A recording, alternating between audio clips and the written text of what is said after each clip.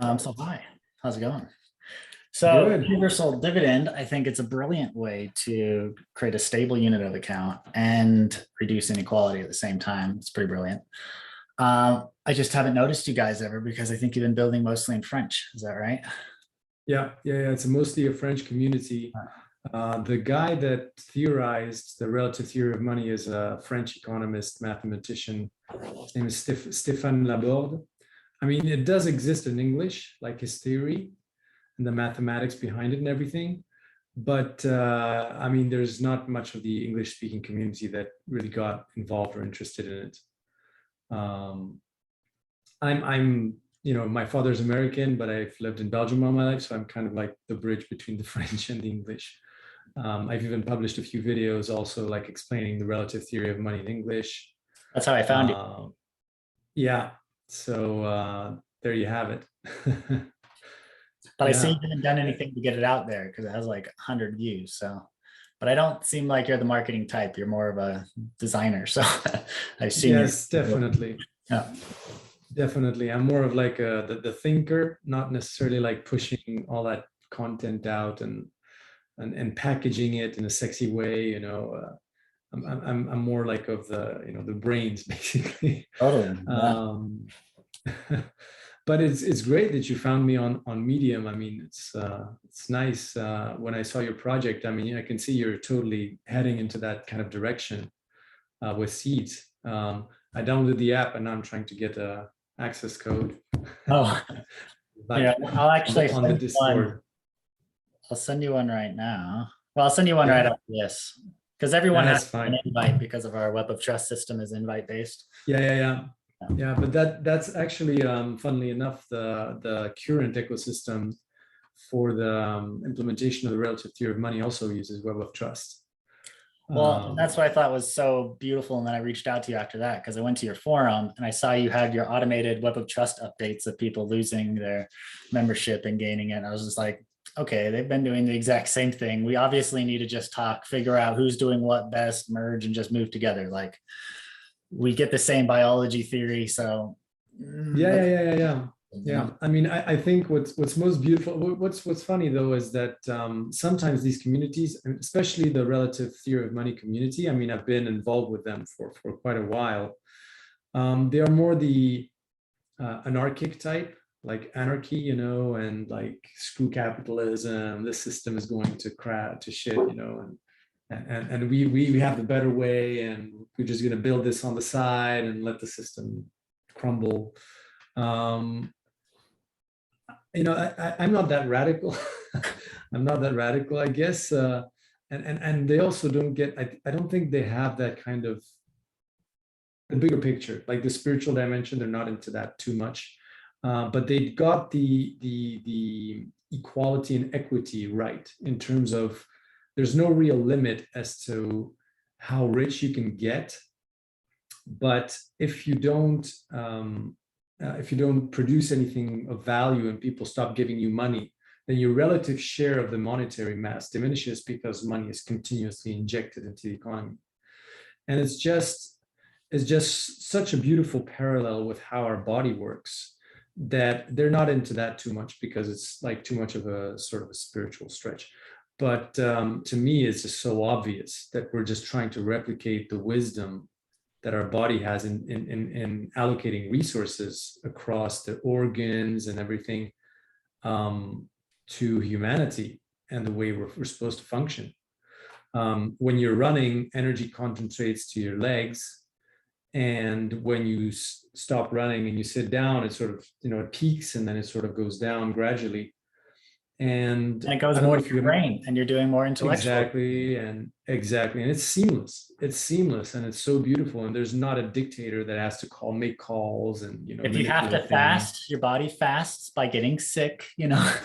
So Exactly. I mean, yeah, it's just such a resilient system, and this actually produces the exact same effects. Like if somebody has a brilliant idea, everybody gives him money, so his share of the money grows. Just like if your body needs more oxygen somewhere, and then if he stops producing something and somebody else has a better idea, then his share sort of diminishes gradually in proportion to the share that everybody else produces because there's continuous monetary creation. And the real innovation in that theory, which is really beautiful, is the relative part. That is, you create this secondary unit of account for creating stability. Because obviously, if you keep printing money into the economy, then you run the risk of hyperinflation and all kinds of other problems. Basically, normally, the way that our system functions right now is you create money, you create a good or a service, and then that money gets destroyed as you repay the loan, and the good or service also normally disappears. Like if you eat an apple, it doesn't exist anymore. If you repay your credit, the money doesn't exist anymore. And if the monetary mass and the goods and services fluctuate pretty much in sync in terms of the quantity, then you have relative stability. But that is in our current system, in the debt-based system. And there are all kinds of problems that I list in my paper. You know, I don't know if you've read it. I'm like halfway but through. you know, it's pretty, yeah. So it's pretty great. Yeah, it's pretty straightforward. I mean, basically, it's debt slavery. It's just you know, those that have the money basically have power over those that don't, and those that are in debt. You know, the easiest way to explain it, people just don't understand it intuitively, is if you're a bank and you have only two people in the economy, one person needs a loan to hire the second person for planting an orchard or something. So it issues $100 loan to the first person. That person pays the second person, hires him to plant the trees. But then the next day, if the bank says, now repay me back, the only person that has any money in the economy is the second person. And if that second person doesn't need anything, then the first person can't repay his debt, you see? So anybody basically that hides money under their mattress or that doesn't spend their money in the current system is a liability to a debt-based system. And that's the problem of inequality, is not that you have ultra wealthy people. Well, and it's that same line of thinking, is that when nations go in debt, that means the people have money.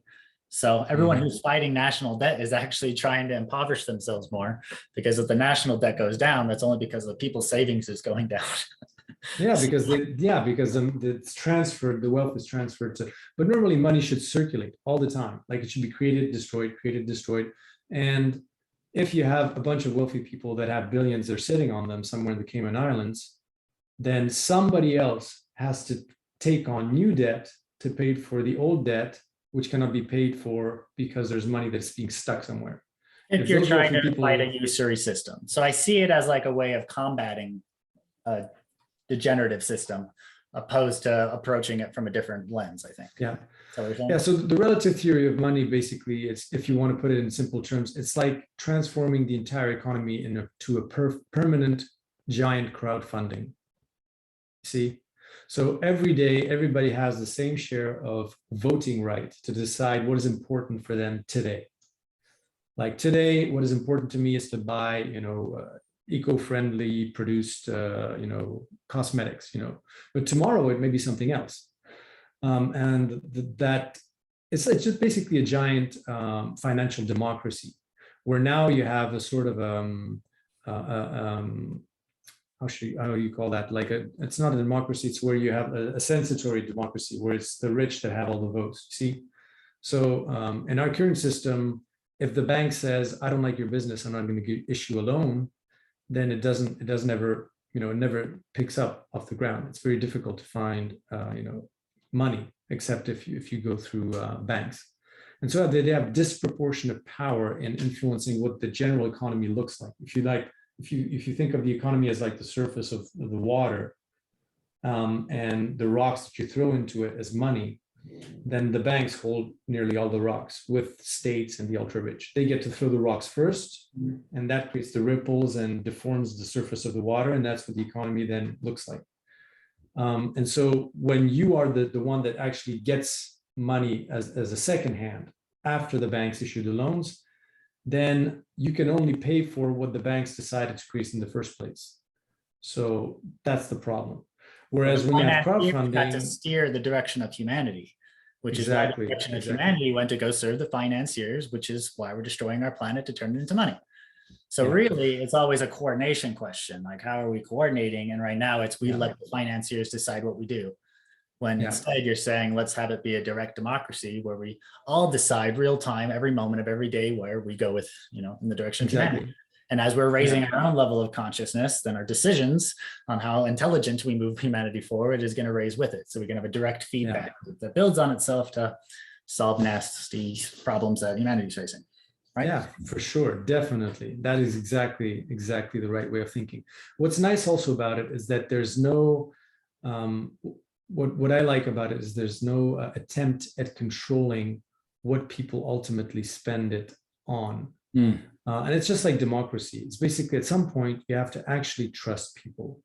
And you can't say, here's the right to vote, but you can only vote for this kind of parties or these kind of politicians because you're too dumb to make actual decisions. But I think the inverse is actually true. While I don't think we try to control what people do, I do think we can create incentives for doing beneficial things. So while I think be coercive, I think the second one's good if those incentives are being designed real time by the people being incentivized. So if we can design our own incentive structures to be regenerative, perhaps because it's really important. And if we don't, then humanity is just going to fail anyway, and none of this shit matters, whether we balance our economy if we're all dead because we killed our planet. So we have to get really practical and say, actually, no, we do need to have an objective goal of healing the playground we're playing in. Otherwise, none of this stuff matters. And then we can create incentives where I think we reward those behaviors that are driving us in that direction. But as long as it's all democratically governed, Yeah, I think that there's like a two sort of level, because like if you look at the wisdom of the body, it's that it doesn't have a single source of energy input. I think it does, though. I think that's universal life force energy, prana, yang. I think culture has been talking about it from time immemorial, that there is this energizing force that comes through. So, and I think that too. But what I mean is like if you look at like the material side of things, you have the oxygen, which is the base layer. That's why you don't die, because you eat poisonous sushi, for instance. It's like there's this resilience where even if you don't eat, even if you don't, of course, there's some yogis that can go like, they can stop breathing and still live because they've reached a higher level of consciousness or something. But we're not there. As humanity, we're not there yet. We cannot feed off of light. Maybe one day we will, but we're just too much into the material for the moment, still dependent on the material still. But because we're the bridge, basically, we're the bridge, between two levels in this universe. But so you have oxygen, and oxygen is kind of neutral. Like every cell has it. It's universal. Every cell needs it. And then there are the minerals, the proteins, the sugars, the salt, and those, if you look at the current ecosystem of cryptocurrencies, it really has a sort of an eerie familiarity to that kind of, combination where you have a wide diversity of currencies or energy that serve a specific purpose. Like, for instance, like some of your cells will feed off of protein because that's what they need most. Others will feed more off of certain minerals or vitamins because that's what they need most. And in the current cryptocurrency ecosystem, you have like Ethereum, that's for one purpose. You have utility tokens for something very specific, like, mining something for, video cards for producing videos or something, or hashing or whatever, there's so many different purposes. And that really is just, in my mind, in any case, we have just replicated on the outside what we have on the inside anyways, because that's how we're programmed, without even knowing it. Like the DNA inside of your cells determines what they produce on the outside. So that the information inside of them is responsible for how they organize on the outside. And that same principle applied to us unconsciously, of course. And that's why basically, to me, humanity has sort of stumbled and fallen, because since you're doing it unconsciously, you're bound to be sort of get mixed up in all the concepts that you place on top of something that is below concept, if you know what I mean. Or like programs that the old culture indoctrinated us with. We can think of it as old software, Yeah, well, let me give you an example. So, for instance, the banks, the governments, all of the people that are sort of controlling how humanity evolves because they hold all the cards, they're unconsciously playing the role of the placenta. That is, the placenta is an organ that is the mediator between the mother's resources and the baby. and all the resources flow through the placenta. And while in the womb, the development of the baby is very much programmed. It's not something that is, fluctuating. It's something that is predetermined and set, and there's certain stages of development. Once the baby is outside of the womb, there is no more organ that serves as the intermediary between the mother's resources and the baby. The baby undergoes a very radical energy transition, if you will, from an unsustainable source of, energy, which is the mother's blood. It can manifest as oil or whatever, the blood of this planet, to something very sustainable, like infinite energy, like the oxygen that we breathe, which to our bodies, for all intents and purposes, is infinite energy. And that's what you would call prana, I guess. So your cells, to them, they are living off of prana because it's infinite energy that just falls, naturally into them. They don't need to make any effort for that, to access that. And so the problem is the placenta as an organ, it doesn't know what corruption means. It doesn't know what general interest means. It doesn't know what greed means. It's an organ, it's biology. There's no concept. It just tries to do its best to serve its purpose, you see? And once humans try to replicate that on the outside, playing that role, then on top of that, it's like if you have like a pre-written play with certain sort of very basic skeleton or script. On top of that, you can create a very crappy, play or very crappy things. It's like if you have, we've done this already with Hercules, like for instance, Greek stories, like you then transform it into Superman. It's the same kind of thing, just transposed. But you can make a horrible, stupid story out of a template that is, base layer, sort of inspiration, or a very beautiful one. And that's where the kind of the human touch, that's where we kind of messed things up a little bit. But at the same time, the more I think about it, the more I sort of dive deep into this, the more I see that it's all kind of part of a bigger plan. Because you see, I mean, I don't know if you've maybe I didn't explain this in my paper, but basically, if you look at the graph of the growth of a fetus, it's absolutely perfect. All the stages are perfect. The organs sort of grow separately, then they start connecting and working together in harmony. So it's at the same time you have change and evolution, but at the same time you have harmony and bringing things together, which is basically masculine and feminine energy in balance. So you have change, like, millions of spermatozoa, millions of ideas going everywhere, but you have harmony, which is the ovum, the perfect sphere. Something else I want to bring up right now is you talked about that graph of the fetus growing. If you overlay that with the total human population, it's exactly the same, both velocity and total mass. So I think what we're both talking about next is actually what is that next social order of the metahuman that's being birthed right now. If Banks were the old placenta, what does birth look like? And birth is self-organizing principles where you choose consciously real time how to move through the world and you make decisions as an organism. And this organism made up of humans, we would call, a society. So that's what we're building new social structures for, is these new metahumans walking around, making decisions, being self-autonomizing agents. And that means we get to decide how we govern, what economic systems we create, how do we distribute resources? What food do I want to put into my mouth? Some cultures are going to be like, we only eat organic food. Other cultures are going to, eat at fast food restaurants. But the point is that relates to all of their organizing principles, I think. Well, the reason I was talking about this is that if you put the overlay of the growth of the population and you compare it to the growth of the fetus, it's actually not exactly the same. Unfortunately, what we've done is it's as if a baby was for 7 months in the womb, was in a sort of a stasis as stem cells and didn't really evolve that much. And then it had to boom like a cancer to make up for lost time.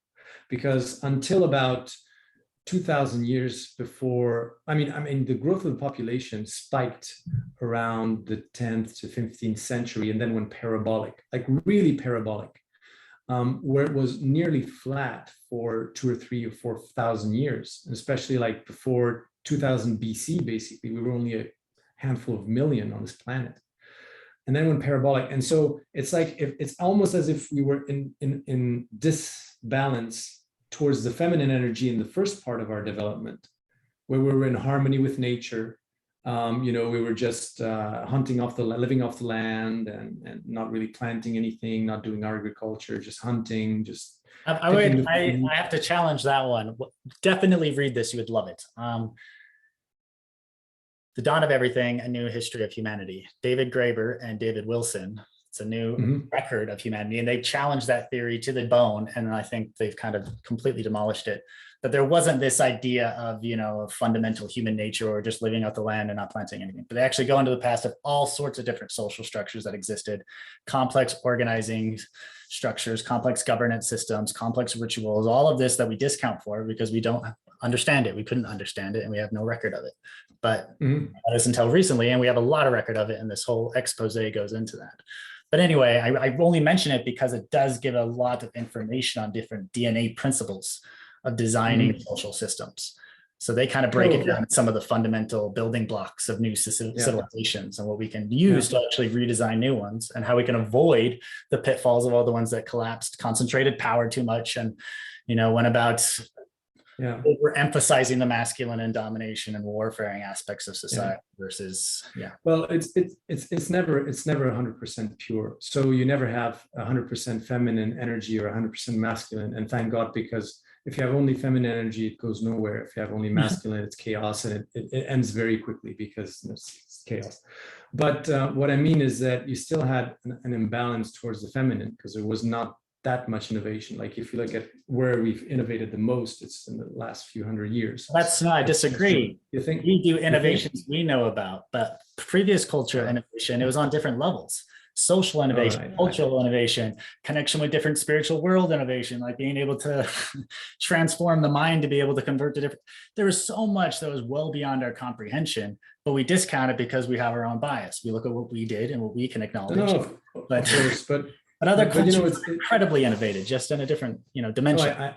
I fully agree. Like if you look at, I don't know if you're into this, but if you look at Atlantis or ancient Egypt or Lemuria or whatever, some of these ancient.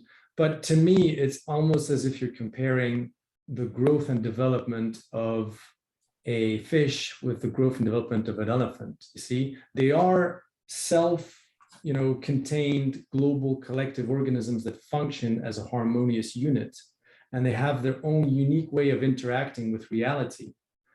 But each of those huge units has its own sets of limitations and configurations for creating a sort of a balance. You know what I mean? So I don't know if that's clear. Like their advancements have nothing to do with ours, because we are a global collective organism of 7 billion individuals. You see, I use the analogy of like 12 kids in a sandbox building different sandcastles. One kid wants to build one epic sandcastle, but they're like, no, we have our own.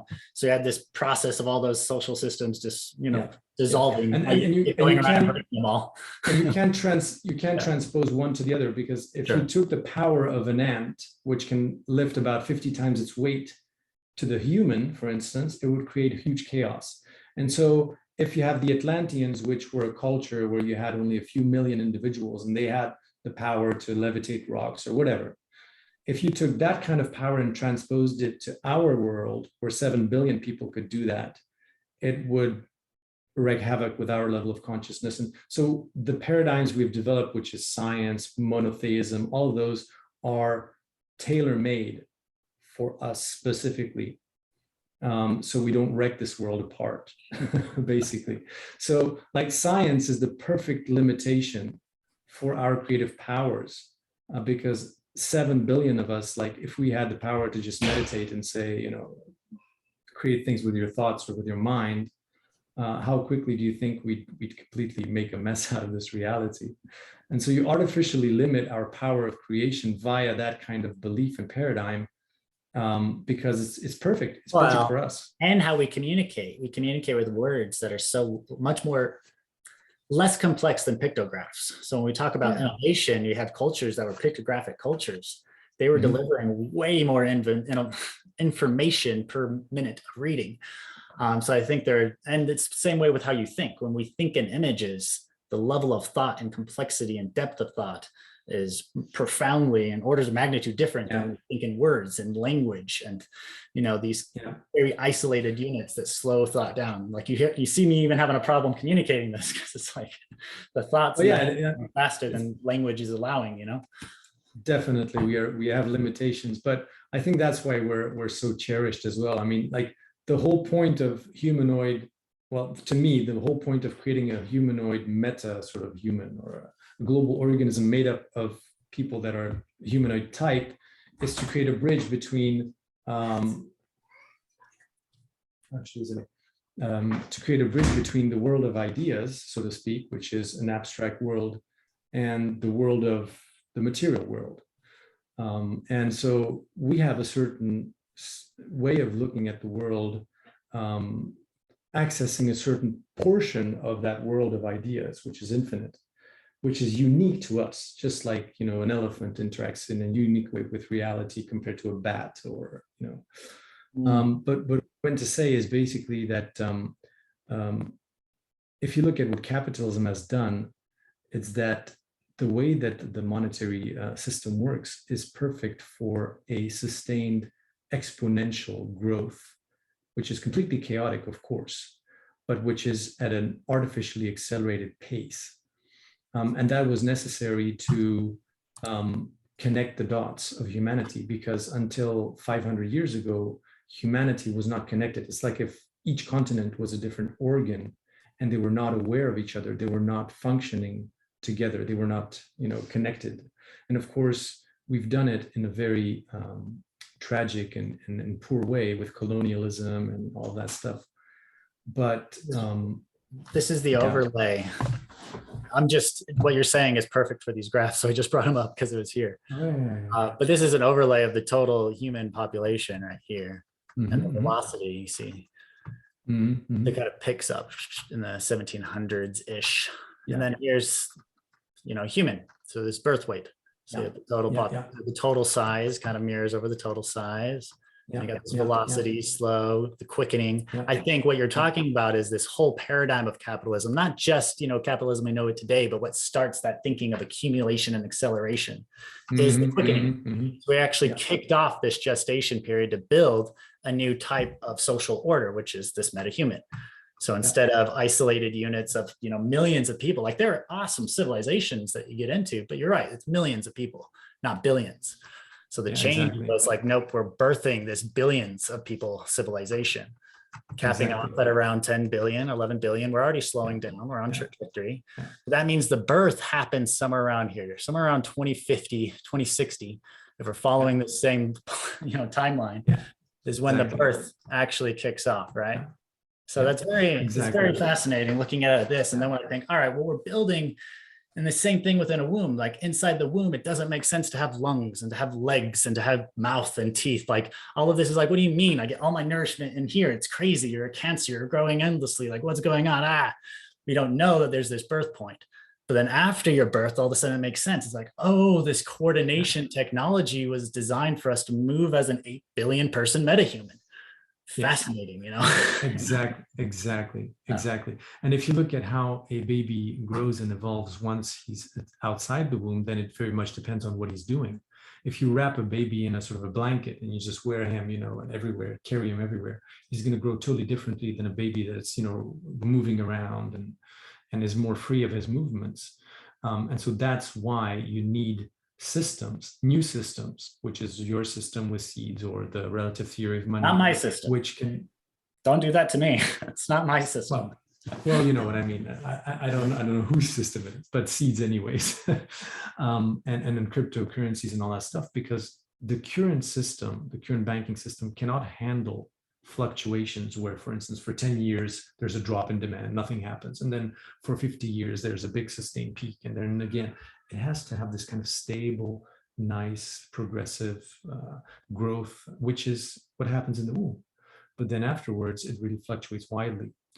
And there you need something like the relative theory of money, which can handle these kind of shocks, because the stability comes from the fact that each human continuously receives that, and then the velocity of money does the rest.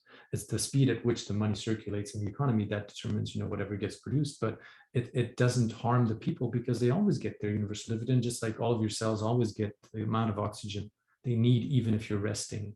So we've been talking about doing UBI experiments, and I'm not a big fan of the UBI model itself, but I love the universal dividend model. Why don't we just create the UD token contract? It would be super simple. It's not a complicated contract, and actually launch this token and put it out. We have a wallet that's pretty advanced, super secure.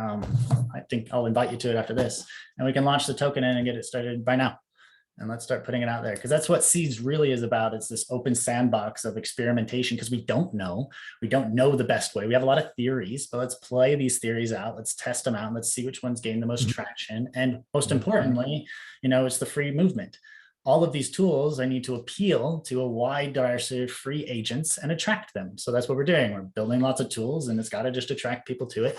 And the ones that get the most momentum, they win. And that's evolution. So that's what we're just trying to do. So in this kind of mirroring, and we're talking about birth, for instance, what I'm trying to say in my paper is that the most important thing we need to reach now is harmony, because we're at the stage where basically it's almost as if the different organs are fighting against each other.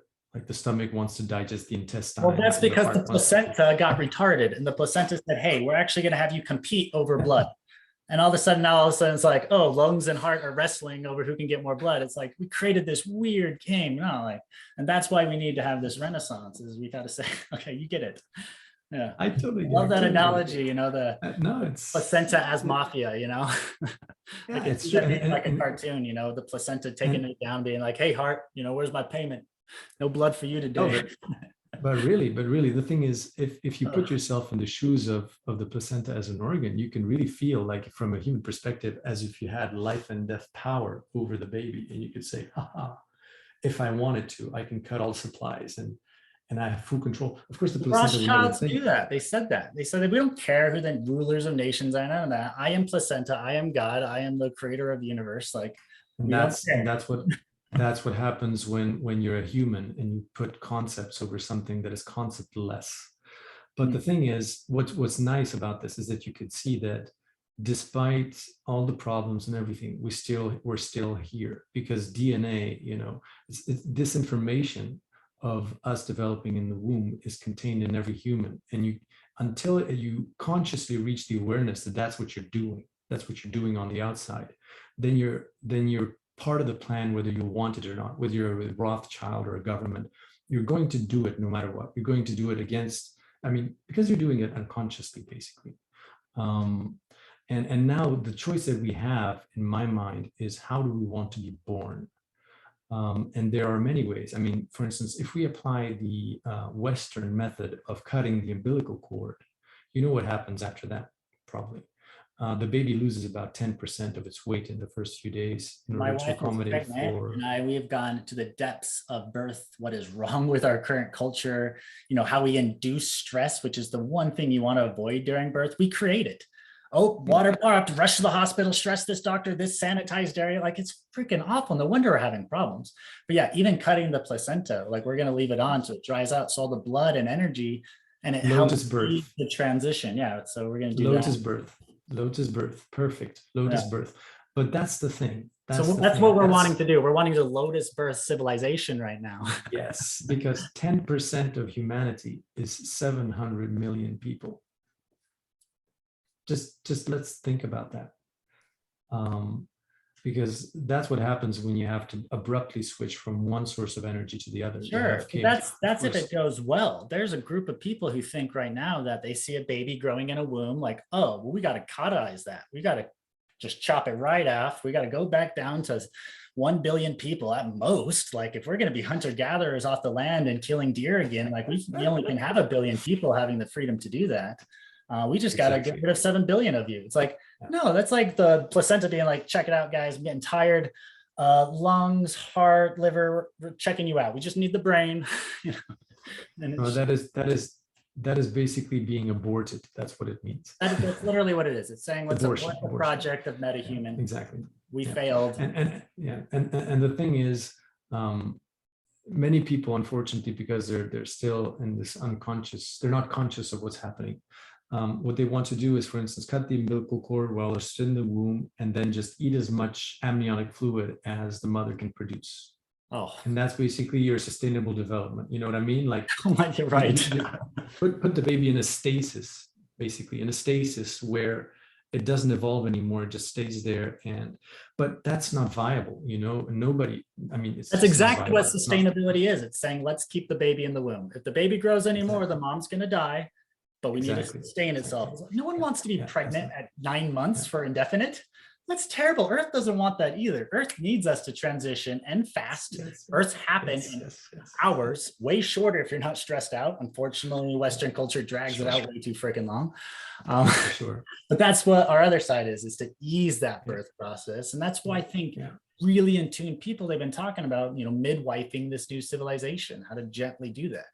Exactly. The feminine approach has been doing this for a long time. They've been holding the space and kind of creating this container.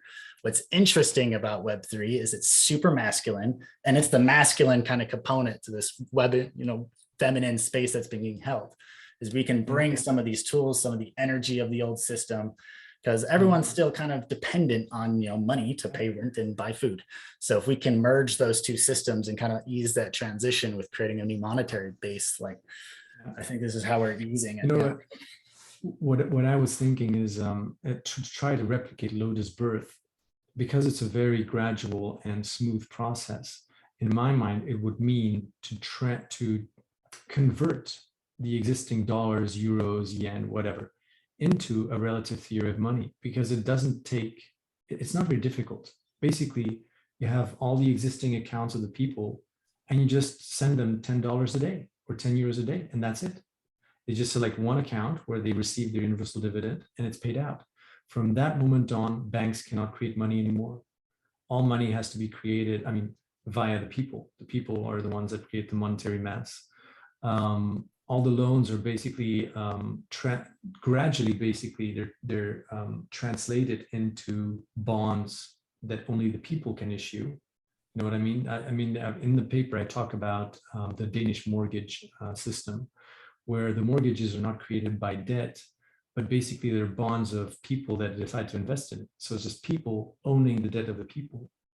So you're at the same time a borrower and a owner of the debt. I still see that pattern would concentrate wealth for some pockets of the people. So it's a good sustainable tactic. It's a band-aid on the wound, but I don't see it being deep enough to really address the problem. But fortunately, and that's what I'm saying, I'd love to do it together, because the biggest hurdle is all of this is participation based. It's agreement based. We can create new stories, but enough of us just need to agree to that. Well, then the big hurdle there is storytelling, actually onboarding, passing this information along. And that becomes problematic when we're playing capitalism game of all of these different groups trying to be the one thing to rule them all. Then we're fragmented again and we're not getting anywhere. So we need to figure out a pattern of how we actually merge together and weave together. And that's what I'd love to actually explore with you is we're representing ecosystems. How do we actually collaborate? Yeah, definitely. Insane, but Yeah, so it's that seeking of harmony. How do you get there? Yeah. How do you transition from power to the placenta to power to decentralized organs? Because if you look at our bodies, it's amazing. People, when I just wrote a book in French about this, where I say basically, if you try to ask people where is the intelligence in your body, and most people will say, well, here. But that's crazy. It's everywhere. Like every single part of your body is intelligent. Your brain doesn't tell your bones how to mend when you break a bone. It doesn't tell you your stomach how to digest. Well, and even a Western science perspective would tell you that there's neurons in the gut. So even if neurons, you think you got neurons down there, you have neurons in your heart, you have neurons that go throughout your body. So it's like, okay, well, so absolutely. Yeah, I think every cell is inherently conscious. I think every particle of the universe is. Like, how obnoxious. We can look at a group of humans, guess their behavior in aggregate, but have no idea what one's going to do. We call that one a human choice, and we call an aggregate, data science. Okay, we look at an aggregate of photons flying through the air. On aggregate, we can guess with high probability what they're going to do, but every one of them is random, and we call it random nonsense. It's like, this is such a fine line between random nonsense and choice. So why is not every part of the universe fundamentally choosing reality? Absolutely. Absolutely, absolutely. Well, there's a distinction between self-awareness and consciousness, of course, but let's not get into that. But in any And case, coordination and building and these higher coordination, governance structures to everything. coordinate across cells, of Yeah, course, like I'm advocate. I'm a big fan of, yeah, I'm a big fan of whole on philosophy, probably, whole on philosophy. Yeah. So, I mean, it's just all Russian dolls, parts creating a whole and just replicating that into infinity. And it's basically just bringing consciousness from the smallest parts to envelop the entire universe via these bigger structures. Like us becoming conscious, it's a planet becoming conscious of itself. And then a solar system becoming conscious of itself, and a galaxy becoming conscious of itself. And at that point, you don't even know what that looks like. We would call that an angel or Buddha or whatever, because it's just a consciousness so beyond ours that we cannot imagine what it's like. But it's the universe becoming conscious of itself in a very just by creating these structures that bring the consciousness from the smallest part to the biggest part via this experience and this expansion. It's amazing what we're Are you doing familiar here. with It's DAOs? amazing. What's that? Are you familiar with DAOs, the decentralized autonomous No. organizations in Web3? Oh yeah. Yeah, yeah. DAOs. Yeah. So Of we course, of created a course. DAO technology. We call it a do. We traded out autonomous for H for holonic and human. So we wanted to put the human at the center, and holonic is how we structure the organizing tools that we're building. So exactly that. We're just building the material component of this evolution that's happening, and our literal whole role is to tap into what the universe wants us to do. Materialize that into this world, the tangible world, with tools and technology and apps and all that stuff that we've been working on. Yeah. And try to make this renaissance a little bit more tangible and real and exciting. Anyway, I love this because you got just such a beautiful introduction, I think, to. Yeah. I think we resonate on many things. One project that I wanted to talk to you about, maybe I'll send you the white paper of this, is that the financial system, of course, will have to be reformed in the coming years, and the cryptocurrencies and the projects and all that stuff is definitely also like this part of this transition. Like, I have the one wave sort of crashing and the other one emerging underneath it. But I'm trying to launch a project that I call collective stewardship, which is a collective, not necessarily ownership, but stewardship of a land. The idea is you create a decentralized autonomous organization which has money raised from an ICO. You stake it into Ethereum or whatever, and with the interest, you buy land, and you give automatically, when you're like buy land from a village or something, every single villager receives an equal right to vote and decide what to build on that piece of land, and they just have the tools. They can do whatever they want with it. It's a right, and they are the only ones that can also decide to sell that land if they want to. Like the DAO buys the land, it keeps the property rights, but it doesn't have the right to do anything with the land. It cannot sell it either. It just holds the property, and that's it. And to me, that's really important because it teaches people how to co-create together without the intermediary of the state, and without very complex, co-property rights and all that stuff. It's just like you live somewhere, you have your residence somewhere, then you have a land that is in your vicinity where you can do whatever you want. I've got to tell you, an orchard. We are surfing the same wave of synchronicity here. I'm going to share with you a call I literally just got off of this week. And it's for a project called Regenerative Civics Incubator, which is literally about launching DAOs for buying land projects and all the projects we're working with. And it's an alliance of 20 different organizations right now, all helping people on each stage of the journey, from, regenerative civics festivals that actually go to their location and put on a festival to help, bring people on site to build permaculture or whatever. People who have done the legal entity side, so we know how to design the legal entities. We actually tested doing it with a Wyoming DAO, bought land, sold it, and modeled how to do it. To designing their organization structure, to dreaming up their 2030 regenerative village. There's so much going on here, and I'd love to just weave it in. And clearly we're on the same wave. Amazing. I'll send with you the video that gives a little bit of an intro to what's going on there. Cool.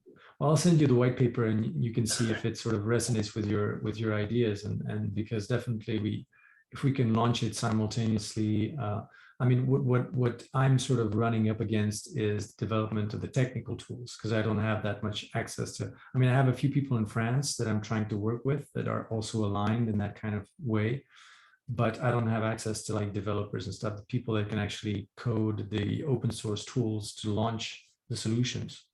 So But we already have definitely yeah. alliances for that in some categories for the DAOs and stuff and seeds and launching new tokens, and that's all covered. We're looking for a partnership for the crowdfunding one, and we're talking to Mirror and Mm. Juicebox. And one of them probably do this, like either one of them, it's a huge win for them. So I don't know why they wouldn't. And the Mirror UI is just incredible and gorgeous. And it does like 70% of what we want anyway. And then they might be inclined, or it's open source anyway, we could just build on top of that. But more likely we can work with their developer ecosystem and just sell how awesome this is. And since we're bringing so much energy all together in the same place and moving as a whole, we have this, negotiating power to come to ecosystems with. It's one of the side benefits of actually merging all of our energy together is we get more negotiating power, which feeds us more energy, which grows the ecosystem more. Yeah, right? yeah. The idea here for me is to really try to nail down the tokenomics and the incentives for raising as much money as possible. Because once you have if you have $100 million and you stake it into Ethereum, you have 4% return, then you can buy 4 million worth of land every year. Well, every couple of months actually. And then if those local DAOs are set up and the people actually like them and finance them, what I'd like is for then DAOs of a certain town saying, you know what, we're just going to buy a piece of land for our neighbors in the neighboring town with our DAO and set them up, and then they'll Well, and reimburse this us is later. great because it Be is like something that just spreads, and that would be awesome. Just something that keeps rolling. That'd be great. well, and so that's what I'm going to send you this call. This is so brilliant because now I just want to have that call with you, but I'll just send it to you. But the big thing is just doing the templates so that groups that want to do this, you're actually pooling the funds. And part of the crowd pooling, it's not just crowdfunding, but pooling is all the other 10 forms of capital you need. So you have a vehicle for someone to actually put up land and be reflected back tokens for that. Someone to say, actually, we need these 10 roles in our village organization filled before we're willing to press play. We need there to be an accountant, a storyteller, a permaculturist, or whatever you need to make your operation run. And all of this is part of the crowd pooling. So then everyone across the globe who wants to participate in this renaissance, there's a spot for them. There's going to be a role for them where they can contribute financially, or they can show up to one of the festivals and just get involved. Like there's so many different ways to then be part of this. And we're kind of opening that whole doorway up and then channeling the energy for this whole movement by providing templates and recipes and resources and different tokens and currencies for them to access. So RCI isn't about saying, universal dividend is the right way or seeds is the right way. They're both examples and options, and use both of them or none of them or whatever. Like they're there for us to experiment with building new economic systems, and then the tools need to speak for themselves. So we're coordinating the energy and then just continually to build tools that serve it. And that's kind of the function of RCI in the context of regenerative renaissance and land-based projects. The final piece is there's 3 trillion in crypto. It's looking for safe assets because all of that's super speculative. So every one of these projects is a land-backed token that then has other tokenomics on top of it that make it interesting. So for example, one model we're offering is the token is backed by the land and all the assets. So as a base price, let's call it $5. But the token represents a day's stay at the village. And every day as someone stays there, they have to burn a token. So they either have to earn the token or do something to get the token, and then they burn it. So now the token's worth, then its market value is whatever a day's stay is worth. And that's all the market dynamics that kind of drive it. So then that creates the initial incentives, right, to then come together, pool all your capital and start a village. Then when they start a village, they can create community currencies and say, you know what, within our village, we're going to use universal dividend. So everyone has equal voting right, what we do as a village. But how our village connects with capitalism, we have this kind of capitalist tool, which we call our village token, which we use to crowd pool the village, right? But then you can create the new coordination currencies within the village and amongst other villages. And that's when we can start fractaling and networking and building a metahuman. So anyway, that's kind of the process we're working with here. And you're teasing the same thing. So that's all we're seeing here, 2 waves crashing together. Yeah, for sure. No, it's great. I can see definitely so many synergies. It's amazing. And across the Atlantic. So where are you based actually? I was living in Bali for 4 years. I left there to go to Costa Rica and Guatemala and places of the States because there's a whole bunch of different land projects that were happening. But then COVID happened and following inspiration happened. And I ended up at my parents' house in Utah and falling in love with Utah. And my wife's about to have a baby well, my wife and I are about to have a baby in 2 months. And we're looking for the right village project that we're going to raise our kids at. So that's my like personal stake in this and drive is I want a village. I want to be part of a regenerative village who's, working together to increase our awarenesses and consciousness, having those conversations so we can improve how we are and like actually talking about that rather than being a culture that's just okay with us being subpar humans that are pissed off all the time.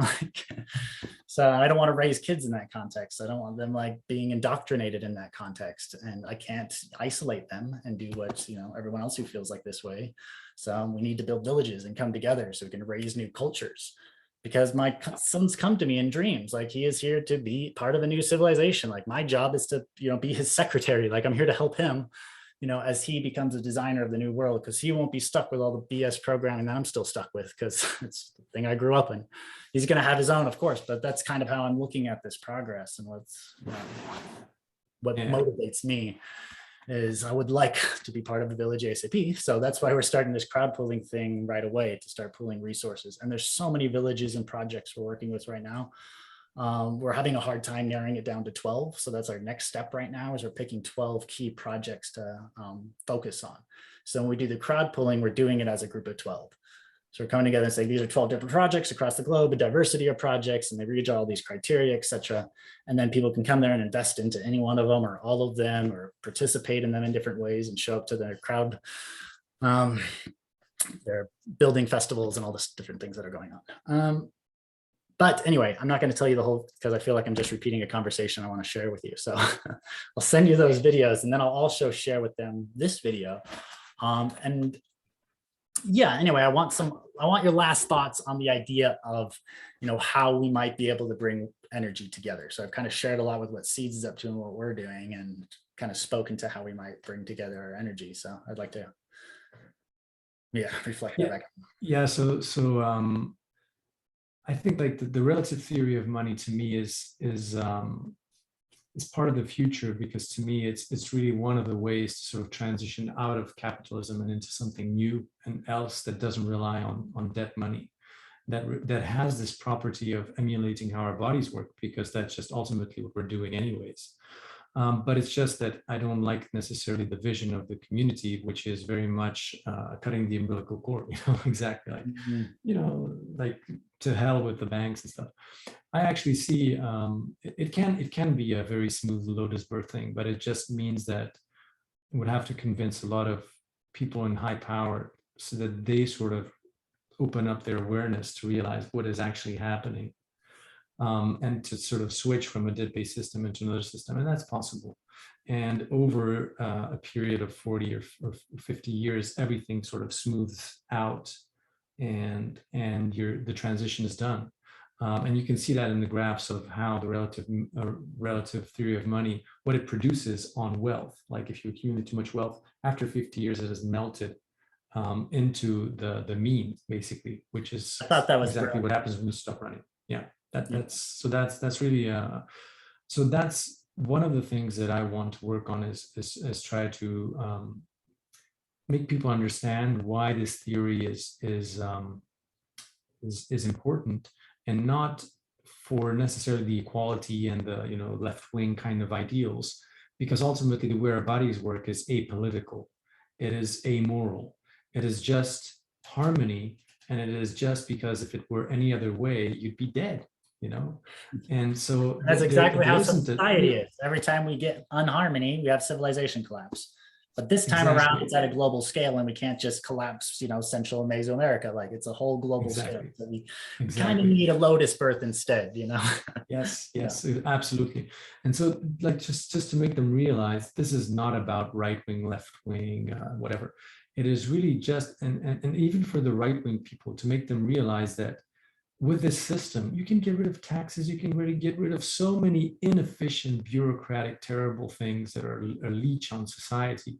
You can be even wealthier than Elon Musk if everybody sort of votes and decides that what you're bringing to society is invaluable. Well, and You know what I mean?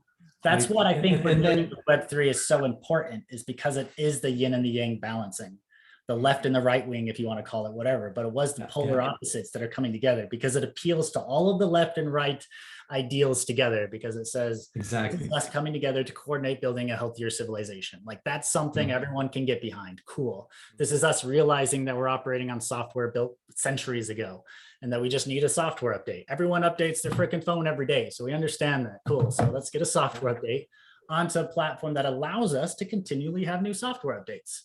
So we don't have to have a freaking bloody revolution every time we just want to implement some new wisdom we learned. You know, it's so ridiculous. We learned this new way to coordinate more effectively, but like, in order to implement that, these people have to lose power, and you're going to have to kill them first. So introduce the next 100-year war. It's like, oh, exactly. So tiring. Yeah. So that's one part of the work that definitely I think we can work on together to sort of spread the word. And on this project of collective stewardship, I call it that, but you can call it whatever you want. I think that's a really, really important step, because it's reclaiming the land and creating on the land together. I mean, I think people really need to see that link between I want something be done, I have the tools to do it, and then I reap the benefits of the collective efforts of building something together. I think that is an invaluable experience that every human has to have on this planet, because right now, either you have to wait for the state to do it, and you have to vote, and you have to lobby, and you have to do this and that, or you have to coordinate. The state won't do it, because even if they run on a campaign that they'll do it, they won't. Exactly. So it's really slow, it's inefficient, it takes years. And even when it's done, then you don't really see the link between what you wanted in the first place and what really was built, because it was a result of politicians deciding and negotiating. Or you have to do it privately. So you have to rely on private corporations or a bunch of people that privately decide. And typically they don't necessarily open the doors to their neighbors. Like you build like a nice playground for your kids, maybe the neighbor's kids, but not the kids of your entire neighborhood or city. And this is just a completely new way of co-creating together, which in my mind, I would open it. I would not make it like you have to absolutely create this or that. I think it's really important for people now to realize the responsibility that comes with co-creating together. Like you decide collectively, and then you reap whatever result of what you've created as a learning exercise. Just like your kid, if he burns himself on the stove, it's a learning experience, and you cannot sort of, sometimes you have to go through those learning experiences of falling. Yeah, exactly. Well, you need that feedback loop, that if you touch that and you burn yourself, you get hurt. And in order for that to be the case, then you need trust in a tight community, because then there is a problem if something happens. If people who are making decisions, it doesn't impact them negatively, then they'll just make terrible decisions. Yes. Anyway, I actually see at the bridge, where starting off, this is how I've been framing it, I want to test it with you, is collective intelligence versus crowd intelligence. Collective being like, let's put up a proposal and everyone vote, and we'll take the tally of an 80% unity or whatever. You know, like you could even improve 50-50, because that's terrible, but you can say 80% needs to be in favor, and you can use a collective vote. And then there's crowd intelligence, which is real time, at any moment, anyone can vote. And we're testing this with something we call gratitude, which everyone at the start of a cycle gets 200 gratitude tokens, and they can give these out to people. And then we see where all the flows of gratitude went during the cycle, and then we can send them seeds. So crowdsourcing real time who people think are creating value for the system, and they can deliver gratitude to them, right? Yeah, so it's like a delegated proof of stake kind of thing. It's like a liquid direct democracy type of thing. Yeah. Where you sort of surrender your vote a little bit towards somebody else because you think they're going to the right direction, but you have another opportunity to sort of delegate your vote to somebody else if you think somebody else deserves like more support the next day. I like that. I really like that. But what I was thinking also in my project is, even the governance needs to be subject to experimentation. That is also part of the learning. So definitely create local DAOs, where you just give them, okay, here, this is a 50-50, traditional democracy kind of thing, because people are familiar with that system, and just say, but reconfigure it any way you like. And here are all the other options, and even create your own. Because ultimately, if we're really serious about the fact that our entire body is intelligent and there is no dictator or boss anywhere, and it still creates this sort of magical coherence at our level, even though when you zoom in, it looks like chaos, then we need to replicate that at the level of humanity. And so, and I don't even see that there is going to be a better system. I think the diversity of systems, and it is going to be amazing. Freedom to amazing exit. That's what's going to completely change everything, is when everyone has a choice of what social system they want to be a part of, and they can easily move from one to the next, then every social system needs to attract people to it. We can no longer have all these oppressive border regimes and taxes and imprisonment and all this crazy stuff we do to force people into compliance. We can have free civilizations. And again, what I highly recommend going and reading The Dawn of Everything, because it talks about civilizations that operated this way. And we rewrote history to get rid of those civilizations and forget about them, so we can pretend like ours is okay, because we needed to have the story that life is better today than it was before. Otherwise, there'd be a revolution. So we painted that history and told the lie, you know. Yeah, but all part of a larger plan. Right, sure, yeah, which we got into earlier. So that's a brain exactly that I haven't even I know it's very difficult for me, because I mean I studied political science, and for most of my career I was fighting the banks and everything. But then I had my spiritual awakening, and that's when sort of everything sort of clicked into place, and I'm like, it's perfect. Well, I'm glad it's perfect. And at the same time, for me, it's been this constant, like, you know, feeding the white wolf or the black wolf, you know. Yeah. I get it. I totally get it. Yeah, but I mean, ultimately, what we're doing is experiencing our limiting beliefs via the experience in order for us to achieve harmony, because we have to evacuate them.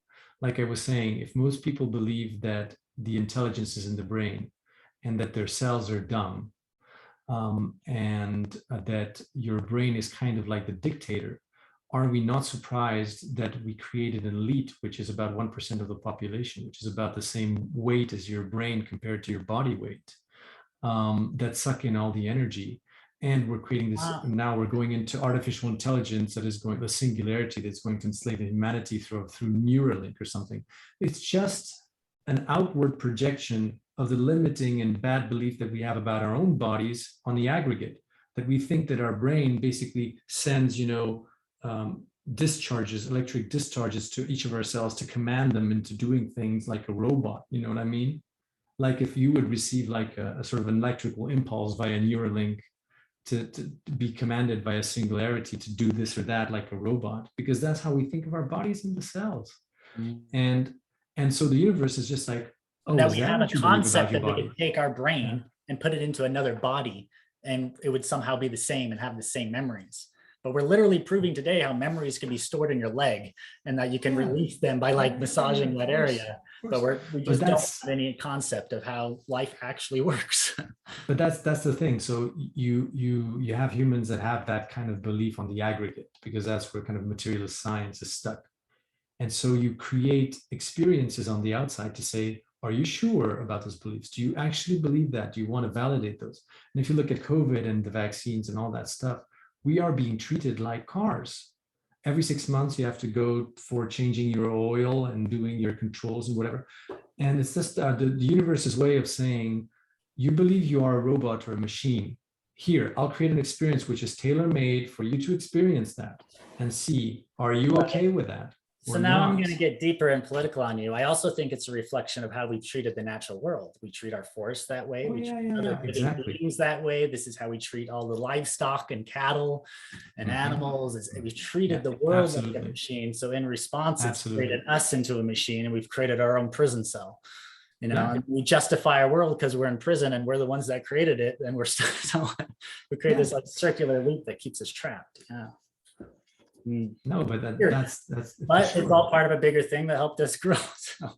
Yes, exactly. So it's just that humanity, you know, there's like a whole point to this. Basically, you can see it.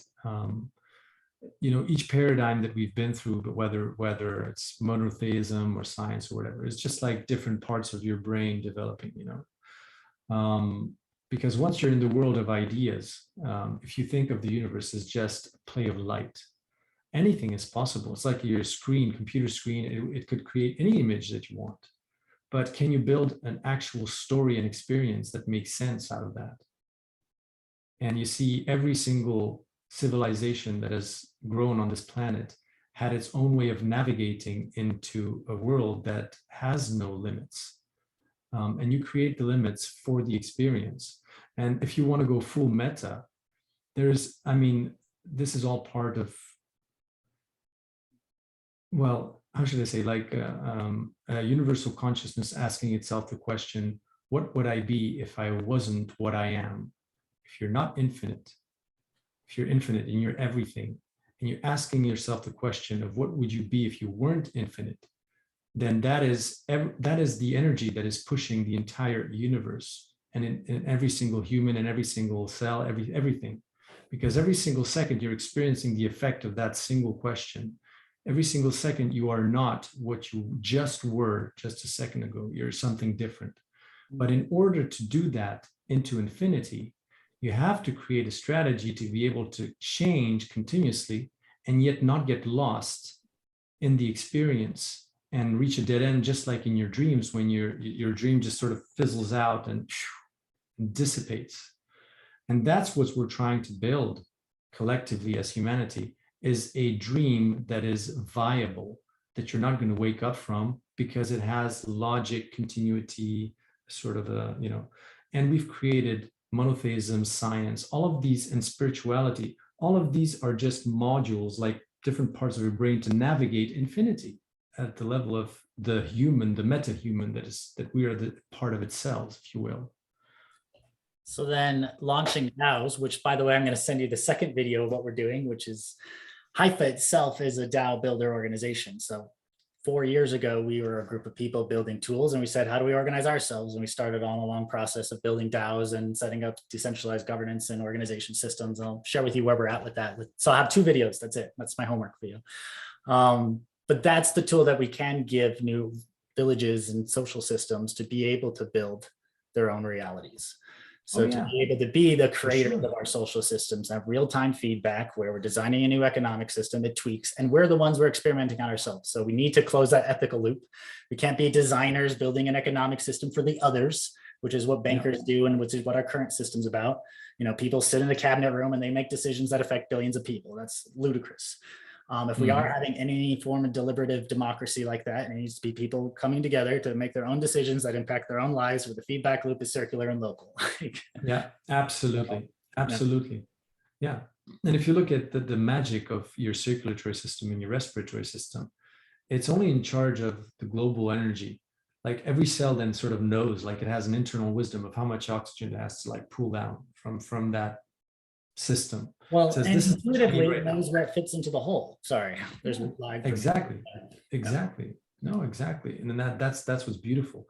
And each cell is also entitled to live its own experience, and it doesn't preclude any other, it contradict any other experience. Like the cells of the stomach are in a completely different reality from the cells of that are on your skin, but they're still part of a whole. And that's what's the beauty, like harmony with diversity. And it all sort of clicks.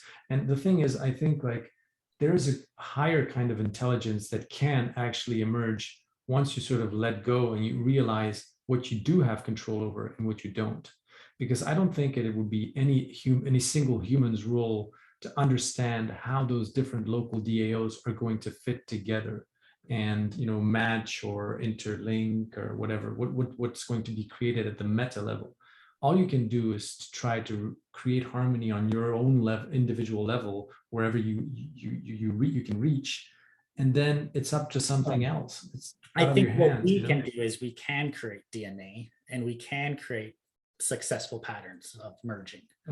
So we can put up strategies that we learn. For example, we can have a strategy of how 2 similar organizations actually merge. So we say, each organization puts, and this is just an idea, puts 6 representatives together. They create a board, then they go over all the tools that they're using. They vote together as a board what tools they're going to adopt and not adopt. If there's a stalemate, that means both organizations think it's non-compatible and they just break off. But if there's a clear vote, then they merge together, they act, and that's just a template. Maybe it works, maybe it doesn't matter. The point is we need to create these templates and then iterate on them as we find successful patterns, so that it isn't just us throwing mud against the wall and seeing what sticks. What we're doing is we're applying science to the process of self-evolution and cultural evolution.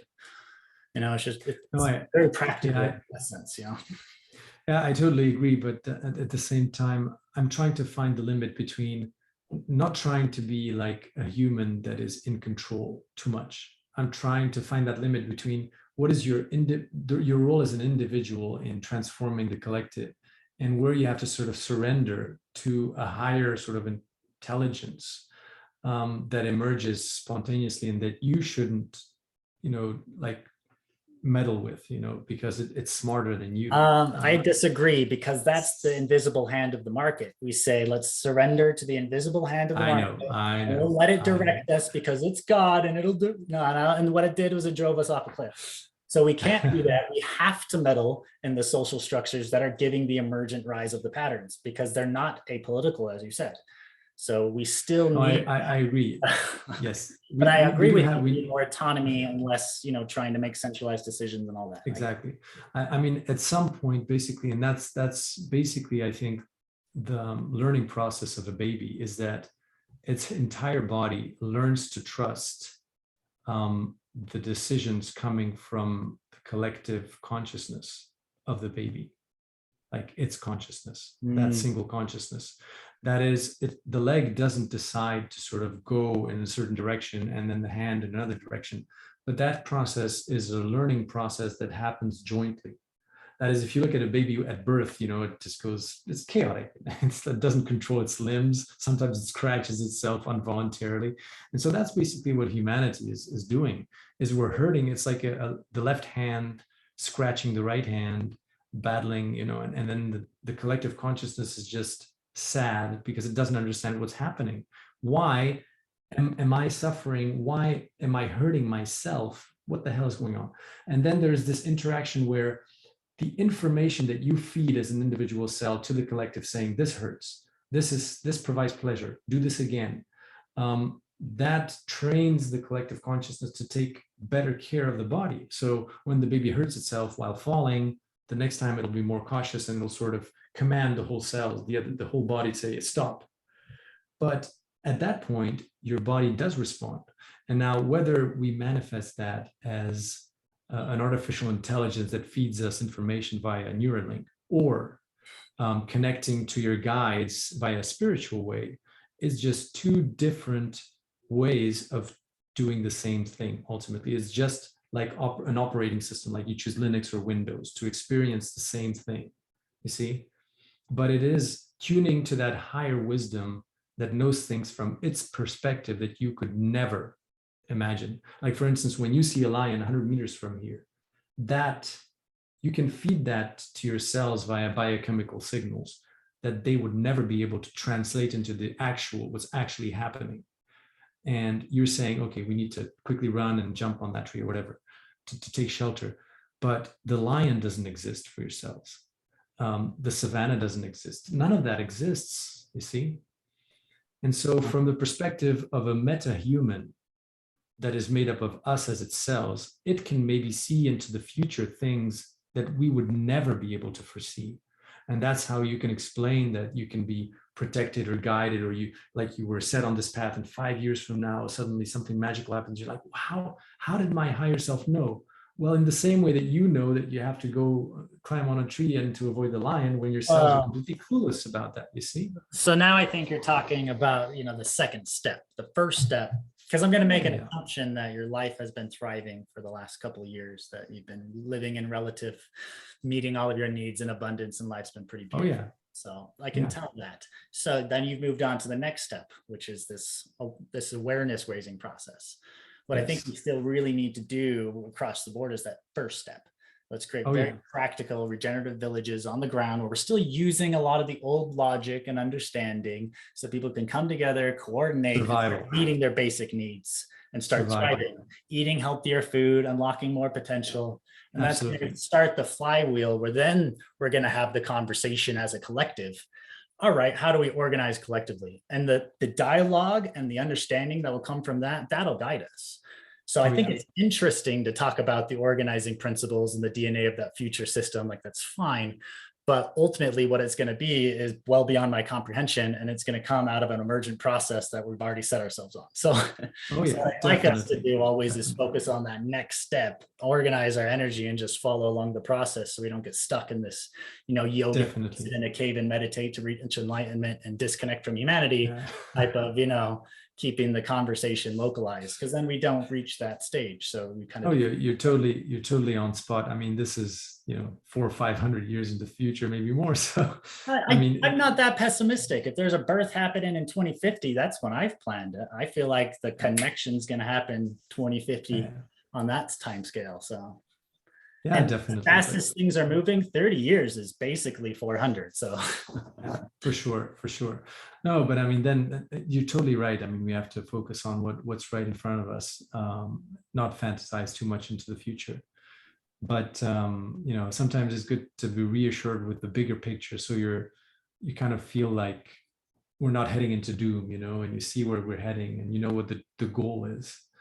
Um, well, and so it's yeah, but about you, trust, I think, because in order for people to step into this ecosystem and really trust it, we have to know yeah, that the future looks good. The future isn't exactly. some self-serving individual wanting to buy another Ferrari and a yacht or something. The future Mm, is a regenerative civilization that's thriving and going to meet your needs. So we can surrender to that process and actually learn how to collaborate and trust each other, yeah, rather than coming in here and competing. And it's yeah. so It's interesting a that I have to keep doing that, like pacification of yeah, capitalism, to say like, look, I'm yeah, not trying to compete with you. Every investor that comes here and wants to add money is like, who's your competitors? It's like, all right, well, first we're gonna have a paradigm shift, because there is a for competitor, sure, for because sure. it's somebody else one at creating a regenerative civilization. The only way they could do that is if they equitably reflect value out to everyone who helped them, i.e. us, i.e. we win too. There's no way to lose. Like everyone who's competing to do this is your ally. Like if one of us wins, we Absolutely. all win. By the way, we also have a regenerative civilization and humanity didn't collapse. So it's Yeah, like, yeah, yeah. we don't have Brilliant, competitors. brilliant. We kind of have to, if we're competing But against anything, it's capitalism, but no one's on that side anyway. Well, few people. well, yeah, but I mean, and so you're absolutely right. Like if your cells were behaving like unicellular organisms, shields up and lashing out and trying to capture as many resources as they can, um, then you wouldn't stay alive for very long. And you need to get people out of survival mode for sure in order to raise their consciousness. Because up until even just 50 or 100 years ago, people were just happy they had food on the table. And it's only recently, as you pointed out, that people actually, because they have the luxury to start actually thinking about the meaning of what they're doing, the actions, the work, the job, and stuff, because we sort of Very solved basic higher survival. need stuff. Yeah, Yeah. Maslow, and yeah, then you have the luxury to ask those kinds of questions. And you need to get everyone into that kind of mode of thinking, because basically your cells, they are totally vulnerable. They're totally vulnerable. I mean, like if your immune system now decided to attack all your body, it would wreak havoc. That's an autoimmune disease and can create havoc like this instantly, because your cells are very comfortable in knowing what they are, contributing what they can contribute, and not in a spending resources trying to defend against, and this and accumulating and predicting So and trying much to wasted time. Like how many wallets and effort and need, effort. Yeah. Like, But at the same time, when you look at unicellular organisms in the swamp, you don't think, oh, those poor, unconscious, lower consciousness level cells. You see, it's just part of a natural process of evolution, which is beautiful on the in the macro, which can be painful on the micro, but it's nevertheless, how we've evolved. It's the same process. So yeah. But it's really a pleasure talking to you, yeah, because this is just went. it's like a synchronous conversation for sure.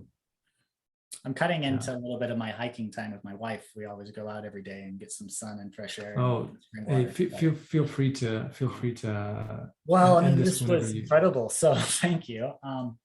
I will share this around a little bit and build some synchronicity around the regenerative civics bit villages and whatnot, please send me all the documents and anything related to any of this. Yes. And I'll actually Yes, lead for it into sure. the thing I'm going to send you. Just real brief, I'll actually just show it to you so you have a little bit of an idea. This is the seeds knowledge base, the whole thing. Came here, it actually gives you a navigation map across, all of the seeds knowledge base. So our constitution guide, currencies, citizen guide, stuff like that, different alliances we might have. But anyway, here's the Regenerative Civics Incubator I was telling you about. Oh, and actually down here is the do. So you can go over to doing a do and DAO and watch this video. And it talks about the do technology and what's available and the primitives for social organization. I'd love to get your feedback because I know you're working on the crowd intelligence. We've spent most of our time on the collective intelligence. So that's why I'm saying it'd be really interesting to actually add universal dividends, because seeds are collective intelligence. We vote how it's used. We're using objective metrics to support contributions and all sorts of awesome things. But we don't really have, well, we're doing gratitude with crowd, but I think universal dividends is really interesting too. And that's more of that crowd intelligence. And I think for sure, awesome fit. And at a very minimum, make it so that each one of these organizations launching their own DAOs can use that tool as well. So yep. You'll send me the links directly so that I can find it more easily, right? Yeah, I'll send you this. You just type in explore.joinseeds.earth and it brings you to this. Okay, perfect. So if you go back to, this is what you're going to land on when you go to explore joinseeds.earth. Then you just come down to templates. So this is what I was talking about that we need templates for regenerative action. So, local food economy template, material library and circular economy template, regenerative villages template. But that's what Regenerative Civics is building for regenerative civics projects. So you click on this and here's a template for how projects can actually launch. So you talked about crowd pooling. Okay, so we were talking about crowd pooling and using, Mirror and Juicebox and some examples about how we crowd pool the 10 different types of capital, etc. We talked about land and return land to common stewardship, partnering with Earth and how it's important to give land a voice again, and land is its own being, we call Earth Gaia because Earth is a whole living being, just as our bodies are a co-creation of non-human life, Earth too is so it's like everything we talked about here. It's like, yep, same, surfing the same synchronicity. And these are all the different organizations that are just coming together now and adding their own pieces. So it's all building now, and we could do the same thing with what you're bringing.